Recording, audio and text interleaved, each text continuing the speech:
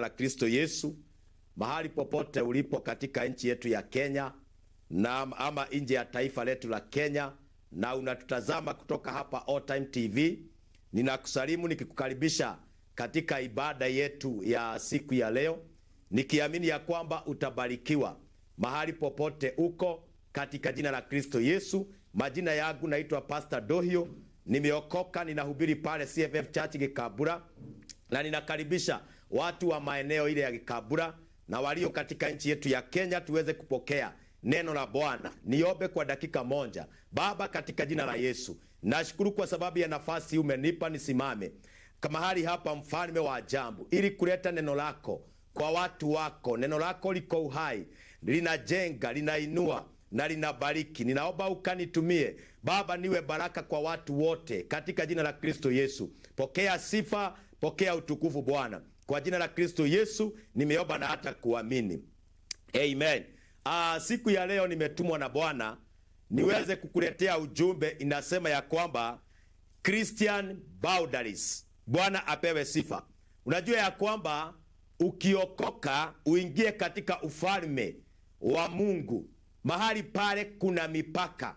Kila Mkristo anawekewa na Mungu. Na wakati kwa sababu umekataa ufalme wa dunia ukaingia ufalme wa Mungu, kuna mipaka huwa tunawekewa, na si ya kutuharibu. Hapana, ni ya kutusaidia na ya kutujenga na kutulinda, ili tuweze kuishi tukiwa watakatifu na wenye haki mbele zake Bwana katika jina la Yesu. Najua ya kwamba kila mtu anaelewa habari ya mipaka.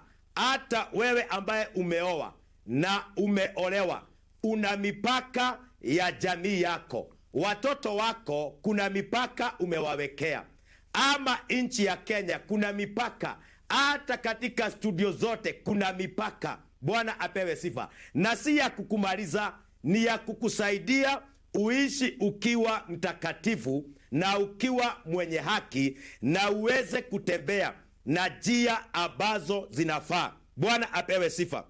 So there are biblical safeguards that help us to remain holy na tuzae fruitful and faithfulness to God. Hiyo mipaka inatusaidia, na tutaona kwa kitabu cha Zaburi 1 mstari wa kwanza. Hapo ndio tutaanza neno letu la siku ya leo, na inasema hivi: heri mtu yule asiye kwenda. Nataka uanze kuona ile mipaka umewekewa na Mungu ya kukusaidia uishi ukiwa mtakatifu na mwaminifu katika dunia hii na katika njia zako na kwa wokovu. Heri mtu yule asiye kwenda wapi? Bwana apewe sifa. Katika shauri la wasio haki. Ukishaokoka uingie katika ufalme wa Mungu, mpaka wa kwanza umewekewa ni ya kwamba usiende kwa shauri la wasio haki. Hiyo ni kumaanisha kuna kampani ulikuwa naye wakati haukuwa umeokoka katika ufalme ule mwingine. Unajua ya kwamba we have two kingdoms in the world, ufalme wa shetani na ufalme wa Mungu. Na kwa sababu umeamua kuasha ule ufalme ukaingia ufalme wa Mungu, hapa ndio unawekewa mpaka wa kwanza. Bwana apewe sifa. Ya kwamba ni vizuri na ni vyema uweze kuasha ama kuenda kwa shauri la wasio haki. Kwa nini Mungu alisema hivyo? Kwa nini Mungu alituwekea hiyo mpaka tusirudi huko akaweka mpaka hapo? Ni kwa sababu unaweza rudi pale kwa ile company ulikuwa naye ikurudishe nyuma. Bwana apewe sifa. Unajua ya kwamba shetani hakubali ya kwamba umemuasha. So ukirudi kwa ile company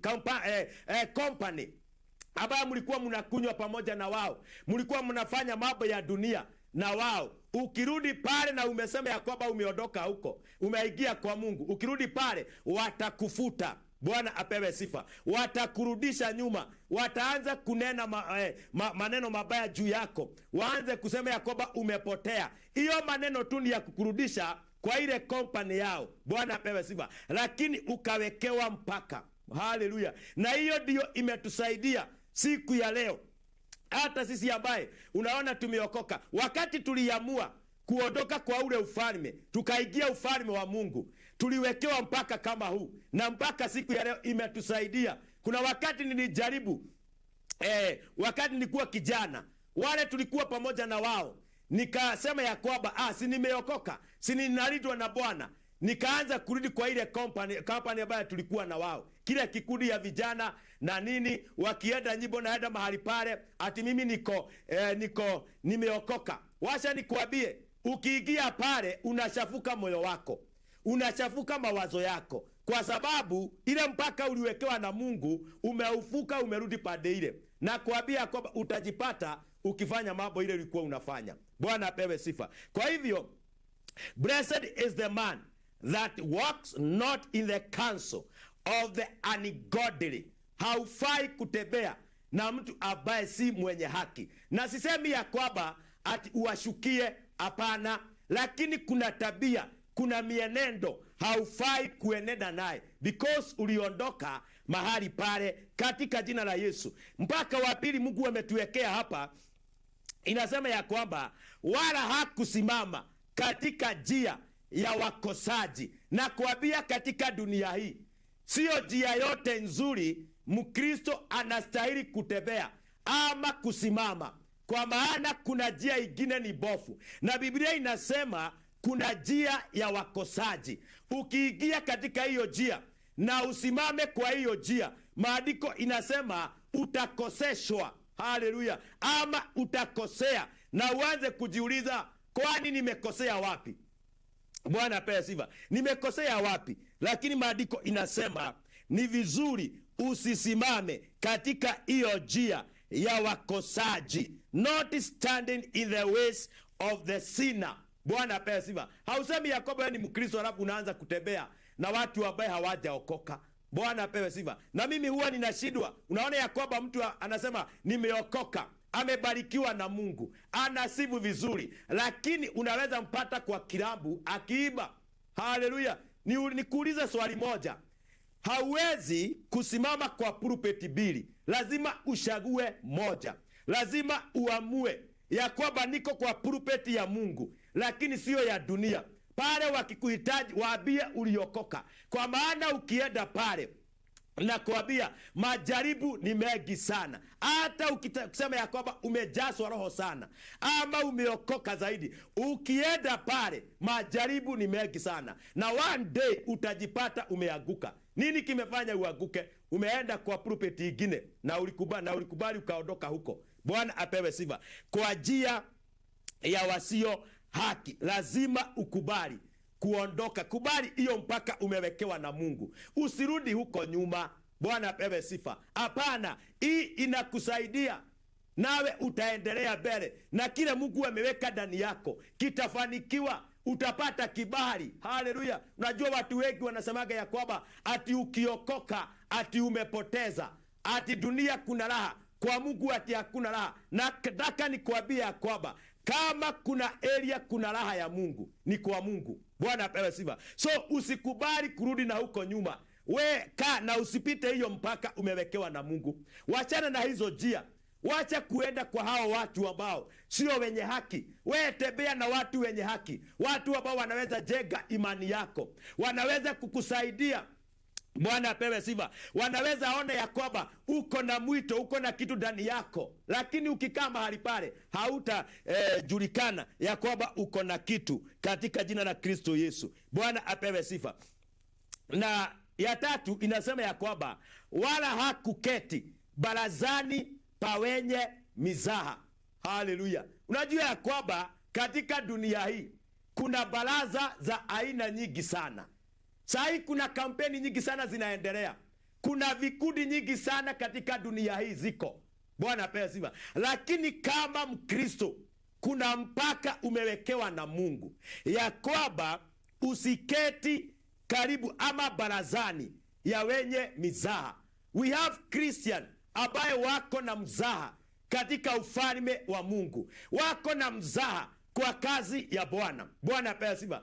Ukishugusa huyo mtu ako na mzaha na ako ndani ya kanisa, Angalie mienendo yake, anatembea na nani, anakaaga na nani, utaelewa hii mzaha imetoka wapi. Bwana atukuzwe. Kwa maana Mungu hataki watu wa mzaha, na ndio alituwekea mpaka huu, akasema usiketi.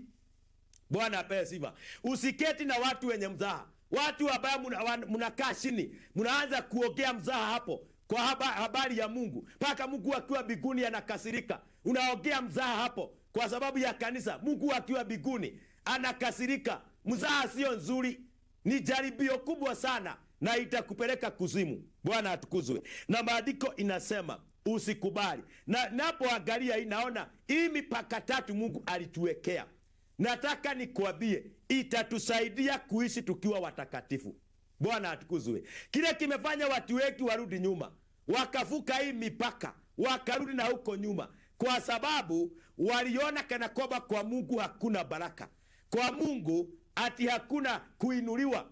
Bwana apewe sifa. Lakini walivuka hii mpaka, maisha yao angalia vile iko siku ya leo. Wengi wanalia, wengi wanateseka, wengi wanaagamia, lakini hawakuelewa walivuka mpaka ambaye Mungu aliwawekea.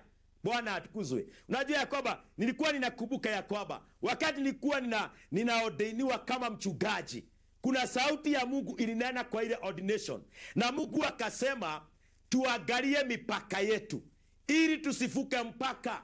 Even in the ministry, in the church, kuna mipaka haufai kuvuka, na ukivuka utajiletea shida.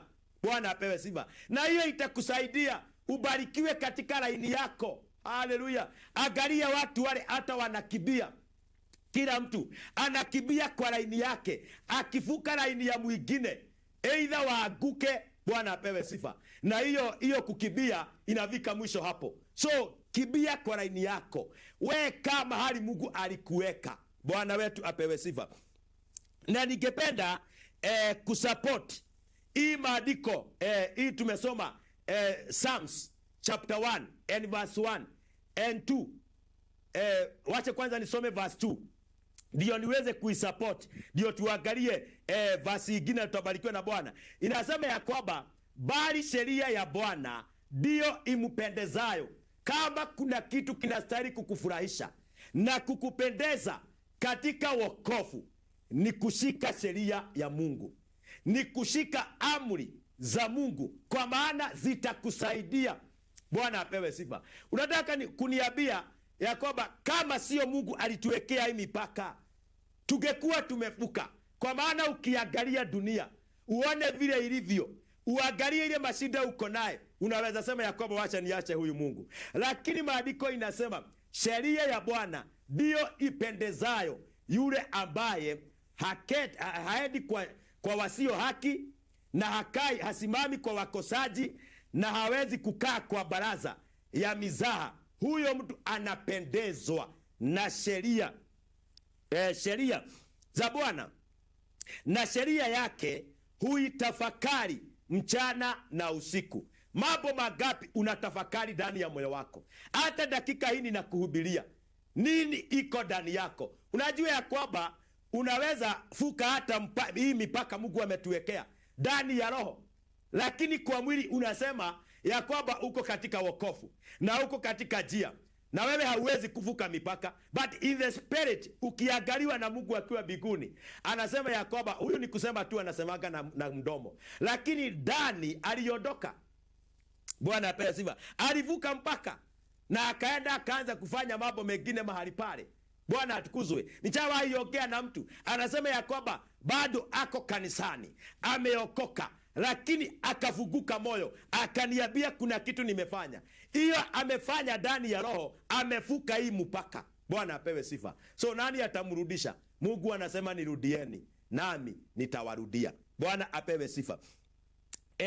Na sheria yake huitafakari mchana na usiku, naye atakuwa kama mti uliopandwa kando kando ya vijito vya maji, uzao matunda yake kwa majira yake, wala jani lake halinyauki, na kila alitendalo litafanikiwa. Sasa angalia baraka hizi kwa wale watu ambaye hawawezi kuvuka mipaka. Uangalie maisha yao Biblia inasema atakuwa kama mti uliopandwa kando kando ya vijito vya maji. Angalia, mti umepandwa karibu na maji na ile mti iko jangwani. Hiyo ni miti mbili tofauti. Bwana apewe sifa. Na Biblia inasema na utazaa matunda kwa majira yake, wala jani lake halinyauki. Wacha nikuambie, kama unataka kuishi na utukufu wa Bwana, kwa sababu wakati uliokoka ukaingia kwa ufalme wa Mungu, kuna glory ya kwanza iliondolewa na ukafikwa glory ingine. Bwana apewe sifa. Hapo ndipo maandiko inasema Mungu anakuvua mavazi ya kale, anakuvika mavazi yenye utukufu, na maandiko inasema huo utukufu utamtukuza Bwana. So there is a glory huwa mtu anapokea, na ukivuka mpaka hiyo glory inaondoka. Hata watu wanakuangalia na macho, wanasema huyu mtu ako na kasoro fulani, kuna kitu amefanya na amejibisha, kwa maana glory imeanza kuondoka. But to ndio uweze kutimia kuweka hiyo glory ya Mungu, lazima usifuke mpaka. So Biblia inasema ati hata jani halitanyauka. Bwana apewe sifa. Utaishi na utukufu na utazaa matunda each and every day. Watu watakutamani uwanene, watu watakutamani uwahubirie, watu watatamani uwashauri. Bwana apewe sifa. Watu watakuangalia hata kama hauna pesa, wanaona glory ya Mungu kwa sababu haufuki mipaka ile Mungu ametuwekea.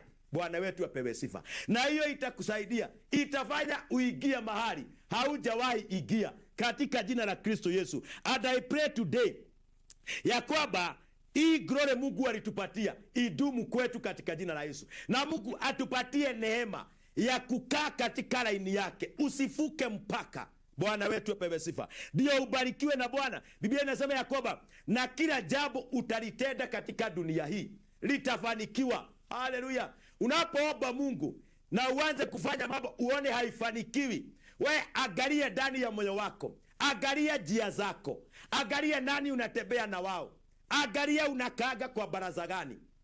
Bwana apewe sifa.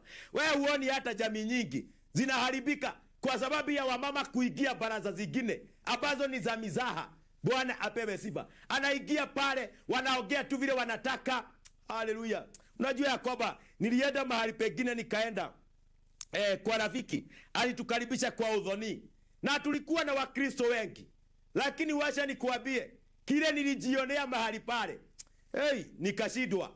Uliona wamama wanasema ya kwamba atirekenyita ruhia ruru. Sasa unashindwa, huyu mtu ameokoka, tukienda kwa udhoni anafuka ile mpaka Mungu alimwekea. Bwana apewe sifa. So unaona ya kwamba anakunywa pombe na ati ameokoka, na hao watu wako kanisani wamefuka mipaka ile Mungu alituwekea.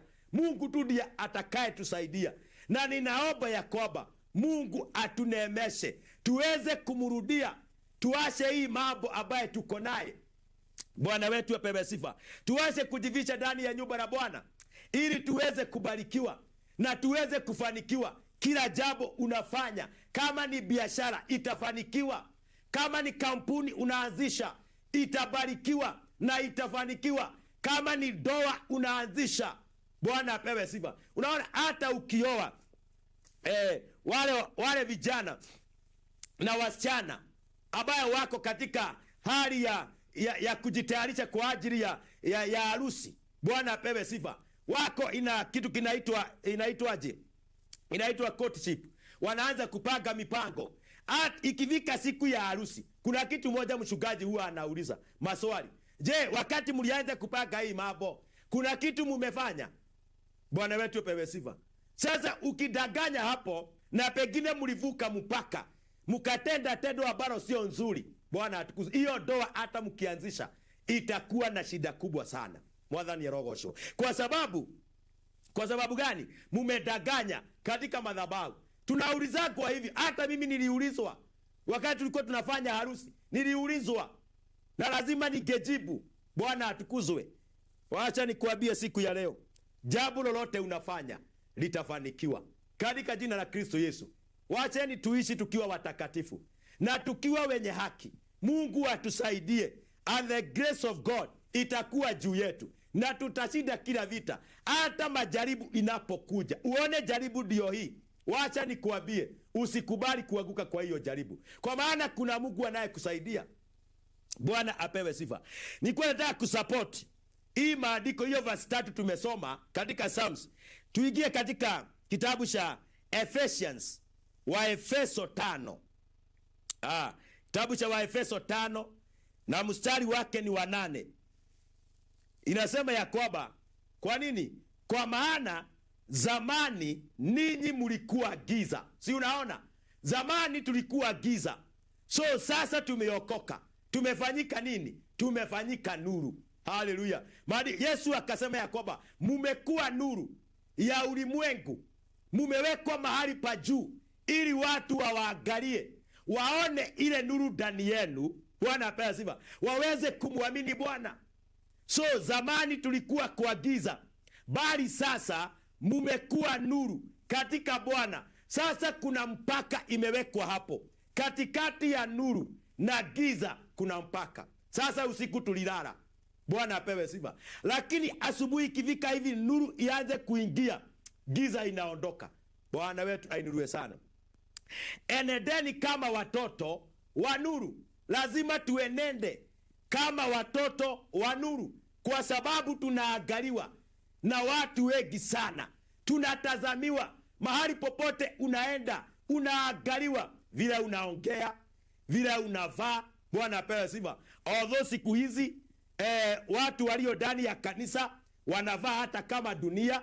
Sasa lazima tunaangaliwa. Mtu akikuangalia hivyo anasema, na kweli huyu mtu ameokoka, na kweli kuna nuru ndani yake, ninatamani kukaa maisha kama yake. Bwana apewe sifa. Uchawahi sikia mtu akisema hivyo? Wewe ambaye umeokoka unanitazama leo, ati ya kwamba mtu alisema, huwa ninatamani kuishi maisha ya dada fulani, maisha ya mzee fulani, maisha ya mama fulani. Kwa sababu gani? Kuna nuru anaona ndani.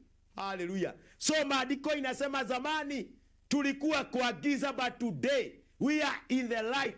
We must walk in the light. Bwana apewe sifa. Na watu ambao wanatembea katika nuru hawavuki mipaka. Wanajua mpaka wao mahali umefika. Bwana apewe sifa. Na Biblia inasema hivi, kwa kuwa tunda la nuru ni katika wema wote na haki na kweli. So walio katika nuru, ambaye wanajua mipaka yao, wanatenda wema, wanatembea kwa haki, wanaongea ukweli. Haleluya. Wangapi siku ya leo hata ukiitwa ukatoe ushuhuda kotini, Bwana apewe sifa, kuna udanganyifu umefisha, unaenda kushuhudia uongo kwa koti, na wewe ni mtu wa nuru. Bwana apewe sifa. Yaani unavuka mipaka, unaanza kuongea mambo ya giza pale, badala ya uongee ukweli na ukweli ikuweke huru. Bwana atukuzwe. So maandiko inasema, mkihakiki ni nini impendezayo Bwana, proven what is acceptable unto the Lord. Hallelujah. So Mungu anataka to prove ya kwamba proven what is acceptable, yani to prove ya kwamba hii mambo tunafanya ni ya kutoka biguni. Bwana wetu inue sana, ni ya kutoka biguni. Biblia inasema katika Proverb 13 inasema hivi, and verse 20. Proverb 13 and verse 20 inasema, enendeni pamoja na wenye hekima, nawe utakuwa na hekima. Hii kuna kitu kingine inatufundisha hapa, kama vile nilisema pale mwanzo. Kama uliondoka kwa giza, kwa mambo ya dunia, kwa ile kampani ulikuwa naye ya watu marafiki wako, mnakunywa, mnafanya mambo ya dunia hii, na ukirudi pale unaweza fanya kama wao. Hapa inasema enenda pamoja na wenye hekima, nawe utakuwa na hekima. Kama unataka hekima, tafuta watu walio na hekima. Bwana apewe sifa. Kama unataka wokovu, tembea na watu ambao ni wameokoka. Kama unataka kuishi ukiwa mwenye haki, tembea na watu ambao ni wenye haki. Bwana wetu ni sana. nawe utapokea kile wako naye, watakugawia kile wako naye. So he that walks with wise men shall be wise, but a companion of fools shall be destroyed, bali rafiki wa wapumbavu ataumia. Mbona tunataka kuumia? Kwa sababu ya kuvuka mipaka. Tunarudi huko nyuma, tunarudi mahali tulitolewa na Mungu. Kazi kubwa Mungu alifanya, akatoa mahali pale. Tunataka kujirudisha hapo. Bwana apewe sifa. Biblia inasema ya kwamba tutaumia, na ndio unaona kuna watu wengi sana wameumia, wameagamia. Haleluya. Wanashindwa wokovu ni ya nini? Wewe angalia kama alivuka mpaka, mkae na yeye chini akuelezee, hata kama anaona ako na kaukweli. Wewe ukiwa ndani ya roho utajua huyu mtu kuna mahali alivuka mpaka. Bwana apewe sifa. And it is good umwambie ukweli, mwambie hapana, hapo ulifanya 1 2 3, hapo ndio shida iliingia. Kama anataka kubadilika, atabadilika. Bwana wetu inure sana, atabadilika katika jina la Kristo Yesu. Biblia inasema hivi, in the same book, Proverbs chapter 4, Proverbs chapter 4 and verse what? And verse 14. Na support ile text ambayo tumesoma pale juu, Psalms chapter 1. Ndio na support na hii maandiko hapa. Proverbs chapter 4 inasema in verse 14, usiingie katika njia ya waovu. Si unaona? Usiingie katika njia. Tumekatazwa na Mungu kuingia njia za watu waovu. Na wala usitembee katika njia ya wabaya. So watu waovu wako katika dunia hii, watu wabaya wako katika dunia hii. Kama Mkristo umewekewa mpaka hapo. Anasema ya kwamba usitembee, usiingie katika njia, ukijua ya kwamba hii njia watu wanapitia, watu wale waovu huwa wanapitia. Biblia inasema usiingie katika hiyo njia, wala usitembee katika hiyo njia, na usitembee katika njia ya watu wabaya. Kuna watu wabaya dunia hii, wanafikiria tu mabaya, hawafikiri mambo mazuri, wanafikiria tu mabaya. Bwana wetu apewe sifa. Wacha nikuambie, wewe angalia watu utajua. Siku moja niliingia kwa matatu, na nikienda ni karibu nifike, gari ikageuka. Wale walikuwa wavikishwa mahali walikuwa wanataka kuvikishwa, gari ikasema haiendi huko, ati inataka kuvikisha pasta. Bwana apewe sifa. Wacha nikuambie, ile maneno nilisikia hapo kwa watu. Haleluya. Jambo la kwanza mpaka ilifanya nitoke kwa hiyo matatu, nikaambia mke wangu, sisi ni washugaji, wacha tutoke, hata hii gari haitatubeba tena. Tukatoka tukatembea miguu. Wale watu walisema, kwani pastor ndiye alikuwa amelipa gari kutoka mahali tulitoka mpaka mahali hapa ndio apelekwe? Sasa ukiangalia watu wanaongea na unawaonanga kwa kanisa, Bwana pesa mpaka unashindwa, kwani watu wanaokokaga mdomo tu? Bwana atukuzwe. Wanaokokaga mdomo tu, hawaokoki mpaka moyo. So na ndio Biblia inasema moyo wa mwanadamu unakuaga mdanganyifu, una ugonjwa wa kuficha mambo, inaficha mambo huko. Watu walivuka mipaka hii Mungu alituwekea zamani ndani ya moyo. Wewe kanyaga mtu siku ya leo, ndio utajua kwamba alivuka mpaka ndani ya moyo, lakini mdomo inasema ako katika line. Bwana wetu apewe sifa. Mungu tu atusaidie. So usiingie katika njia ya waovu, wala usitembee katika njia ya wabaya. Jiepushe, avoid it. Hallelujah. Kuna mambo kama Mkristo unastahili kuavoid katika dunia hii. Ukiona ya kwamba, and you know yourself, you know your weakness, ati ukiingia hapa, kwani ni watu wangapi wameobewa, wakiokoka kesho wanaaguka, wanaokoka wanaaguka. Ukielewa weakness yako, avoid kuingia hizo njia, avoid kutembea na watu wabaya. Ukijua hawa watu si wakamilifu, avoid. Hallelujah. Wacha watu waseme ya kwamba ati wewe unajiringa. Hapana, ni kuavoid, kwa maana unajua Ukiingia hapo utavuka mpaka ile Mungu amekuwekea. Utajipata pande ile ingine. Umekunywa pombe, umefanya mambo ya dunia na sio vizuri. So avoid it, pass not by. Hebu sikiza ya Kiingereza. Inasema hata kupitia hapo usipitie.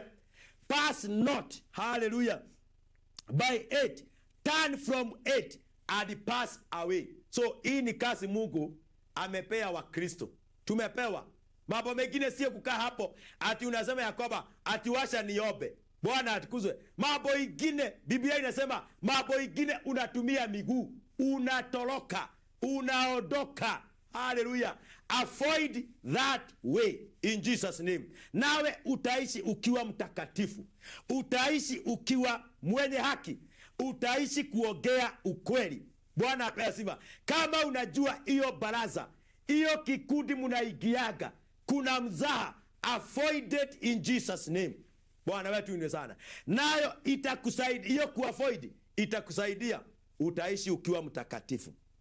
Utaishi ukiwa mtakatifu. So maandiko imesema avoid it, pass not by, turn from it and pass away. Bwana apewe sifa. Nikimalizia wacha nisome hii verse ya mwisho. Kwa maana kuna watu wengi sana wanakuaga na maswali hii. 2 Corinthians chapter 6 and verse 14. Uone mpaka ingine umewekewa pale. Inasema musifugiwe nira pamoja na wasio amini, kwa jinsi isivyo sawa sawa. Kwa maana pana urafiki gani kati ya haki na uasi? Tena pana ushirika gani kati ya nuru na giza? Hii mambo huwa tunasomea vijana sana. Kwa maana kijana anaweza kuja akwambie anataka kuoa, anataka kuolewa, lakini yule mtu anakwambia hajui wokovu, hajui kanisa. Bwana apewe. Paka mwingine anakupatia, unaona kama ni fact iko hapo lakini hakuna. Anakwambia si tukioana nitafanya aokoke. Wewe acha nikwambie, wewe fuka hiyo mpaka peke yako. Utajionea ile mambo utapata kwa hiyo doa. Na hii kitu imevuja doa nyingi sana. So tunastahili kuangalia tusije tukafuka mpaka. Biblia imesema kwa maana hakuna urafiki gani kati ya giza na nuru, kati ya haki na uasi. Pana ushirika gani? Hakuna. Haziwezi pelekana. Giza na nuru haziwezi kaa pamoja. Lazima moja iondokee ingine. Bwana wetu pewe sifa. So kama uko mahali pale, kuna kama mtu kalikuwa kanataka kukuoa ama kuolewa, hakaja okoka, wewe umeokoka, we ondoka hapo. Ngojea Mungu akupatie mtu wa nuru, kwa maana wewe ni wa nuru.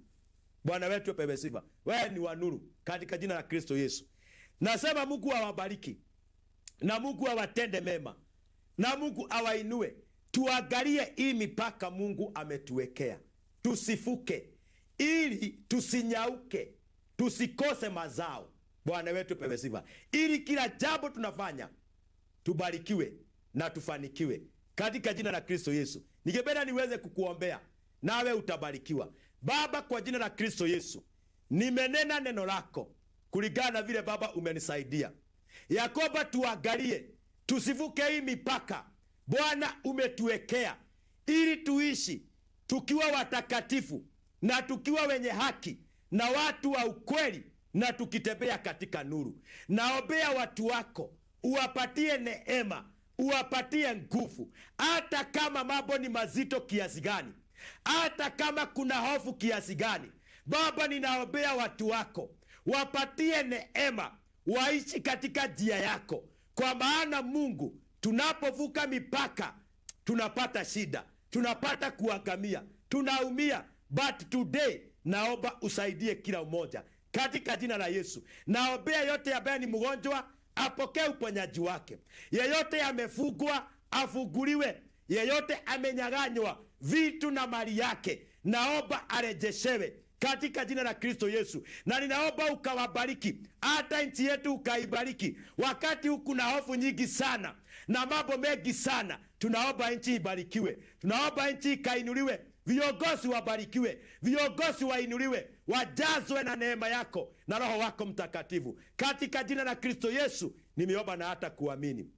Naomba Mungu akubariki, akutende mema. Tena majina yangu ni Pastor Dohio, na hubiri pale CFF Church Gikabura, na wasalimu watu wa Gikabura wale tuliongea nao na kuja kuhubiri, na salimu watu wa kwetu nyumbani na washirika wetu wa CFF Church Gikabura for your great support. May God bless you, na Mungu awainue hata familia yangu, mke wangu na watoto wangu, na wasalimu na my reverend Lucy, na kusalimu mahali uko katika jina la Kristo Yesu. Even na wasaburi John Gitaro na wasalimu kwa jina la Kristo Yesu. Ungependa kunipata, namba yangu ni 0728 212 039, 0728 212 039.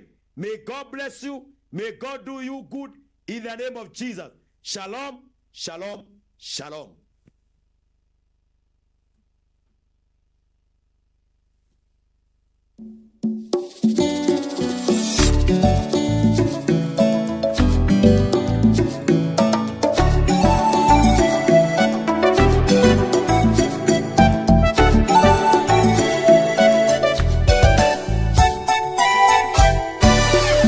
You are watching All Time TV. Let heaven fill your mind.